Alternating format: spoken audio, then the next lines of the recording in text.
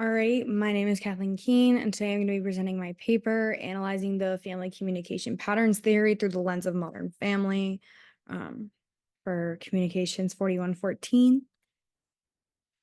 So, just a quick outline of the family communication patterns theory. A quick little definition is just analyzing how families interact and communicate with each other through different dynamics and what kind of dynamics those create and how they affect the existing relationships within the familial unit.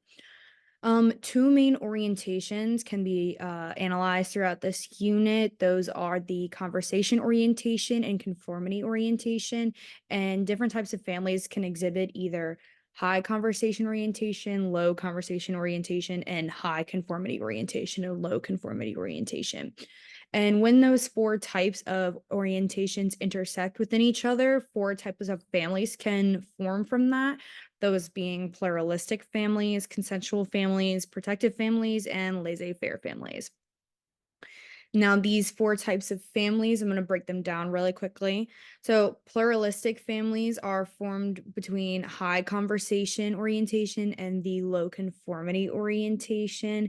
These kinds of families have consistent, engaging, open, and expressive conversations within the household, and they don't necessarily conform to traditionalist, societal, or stereotypical traditionalist views within society. And then, so consensual families are when a high conversation family intersects with high conformity standards.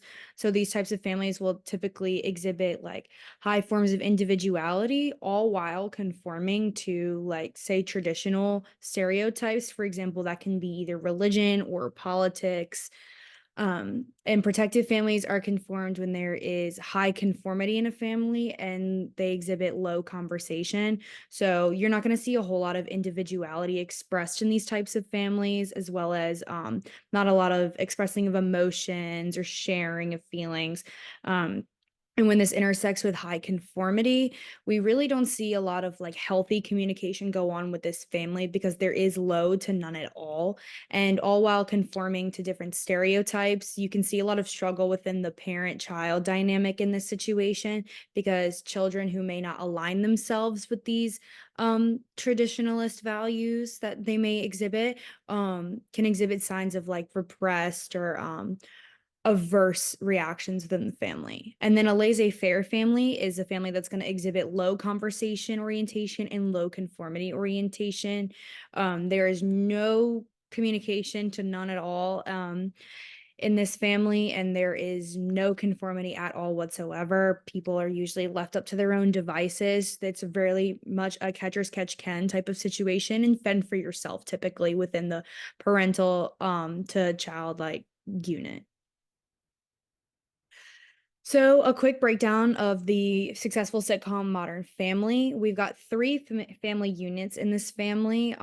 Those being the first one is Gloria and Jay, as you'll see at the top of the family tree. Um, they just recently got married, and Gloria has a son, Manny, with another man who she is divorced to. And Jay has two children from another marriage, Mitchell and Claire. Claire is married to Phil, and they have three children between them, Haley, Luke, and Alex.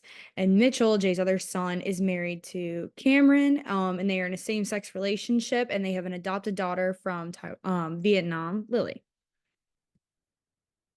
So, just to break down the different types of families, family number one, if we're analyzing the Pritchett's, Jay, Gloria, and Manny, Jay is very much a traditionalist. He's significantly older than Gloria, so that does create a little bit of a barrier between them sometimes.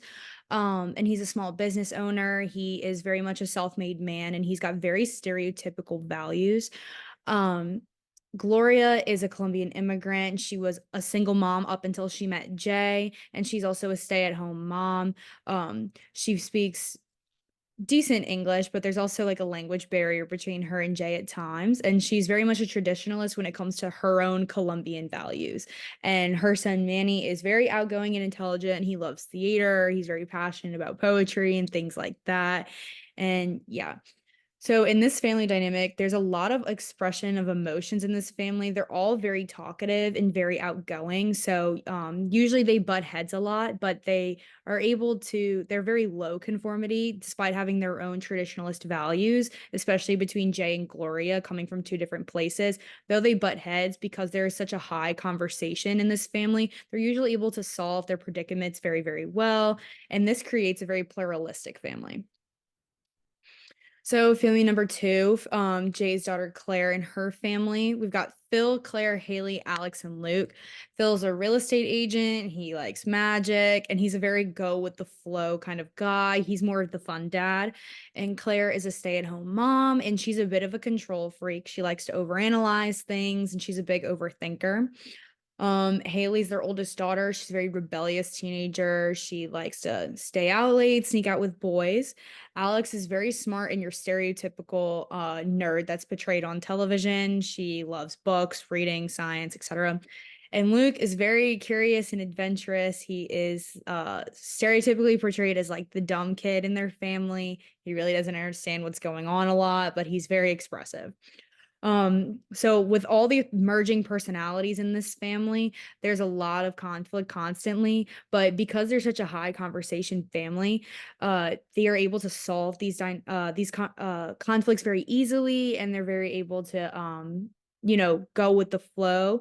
Phil and Claire are able to, discuss their disagreements with how they're parenting their children and really come to like nice medium there, because they're such a low conformity family. They're not really adhering to any stereotypes or values or morals that you would typically see in another family. So they're able to compromise very easily in regards to like how they're parenting their kids and seeing each other's point of view.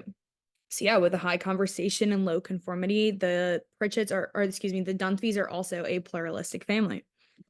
Now, for family number 3, we've got Mitch, Kim, and Lily. Mitchell is an environmental lawyer who's very passionate about the environment and is a working dad. Cameron is a stay at home dad and an occasional football coach who loves theater. And Lily was adopted from Vietnam, and she's a student and she's very outgoing and expressive, loves art, and loves her cat. Yeah. So Mitchell and Cameron are both two very, very outgoing people. Lily is outgoing in her own right, but in her home, she tends to stay on the more like keeps to herself kind of. And so in this dynamic, Mitchell and Cameron have created such a very like warming and loving environment. So Lily's able to express herself more. Therefore, they require a lot of high conversation in this household, constantly working through conflicts together and seeing how they may interact that way. And again, being a same-sex couple, that comes with its own challenges. Mitch and Cam don't really seem to keep to any like traditional or stereotypical values. So they are very low conforming household. And again, with this combination, this gives us a very pluralistic family. In conclusion, why I chose the family communication patterns theory is because I was very curious to take one of my favorite sitcoms that I enjoy watching with my roommates consistently. And I really wanted to analyze Modern Family to be able to determine the family types and analyze their behaviors properly. And using Modern Family, I used it because I believe the show really reflects an importance of understanding how diverse and dynamic families interact in modern society. And I think it's really important to realize that each three of these family units within the one giant family are all so different and they interact and communicate in their own different ways. But I really wanted to I think it's a wonderful example of how families are constantly navigating the society that we live in today.